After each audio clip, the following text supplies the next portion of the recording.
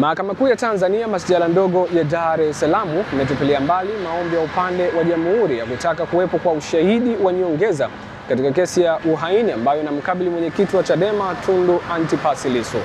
Kesi hiyo nambari 19605 ya mwaka 2025 imetolewa uamuzi hii leo mbele ya jopo la majaji watatu wakiongozwa na Jaji Dunstan Ndunguru, ambaye amesema kwamba wamekubaliana na hoja za upande wa Lissu ya kwamba mapingamizi yake yana hoja kimsingi na kisheria juu ya kupinga maombi hayo ya upande wa Jamhuri kutaka nyongeza ya ushahidi ukimhusu shahidi wa 26 ambaye ni ACP Amini Mahamba.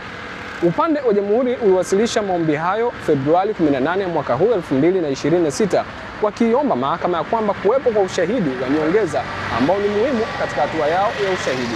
Hata hivyo, Lissu aliwasilisha naye mapingamizi yake bidai ya kwamba hoja hizo walizozileta zipo kinyume na misingi ya kisheria, hususan katika kifungu cha 308 ambacho wamekitumia mahakamani hapa. Hivyo akiomba mahakama kutupilia mbali na kuona hoja za upande wa Jamhuri zinalenga kuongeza ushahidi mpya katika hicho ambacho wamekiwasilisha. Hii leo mahakama imefikia hitimisho mbele ya jopo la majaji watatu wakiongozwa na Jaji Dunstan Ndunguru, ambaye amesema baada ya kupitia hoja za pande zote mbili wanakubaliana na mapingamizi ya mshtakiwa ambaye ni Tundu Lissu. Hivyo wametupilia mbali hoja ama maombi ya upande wa Jamhuri. Kesi imeahirishwa kwa muda kwa ajili ya upande wa Jamhuri kujitafakari kama vile ambavyo waliomba mahakama hii.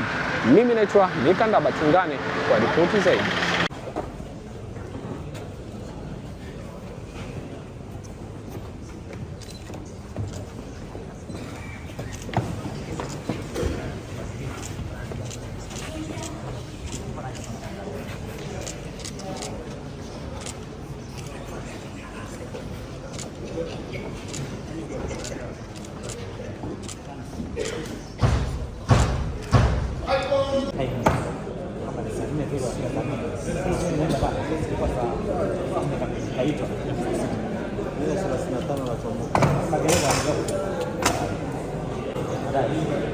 Mana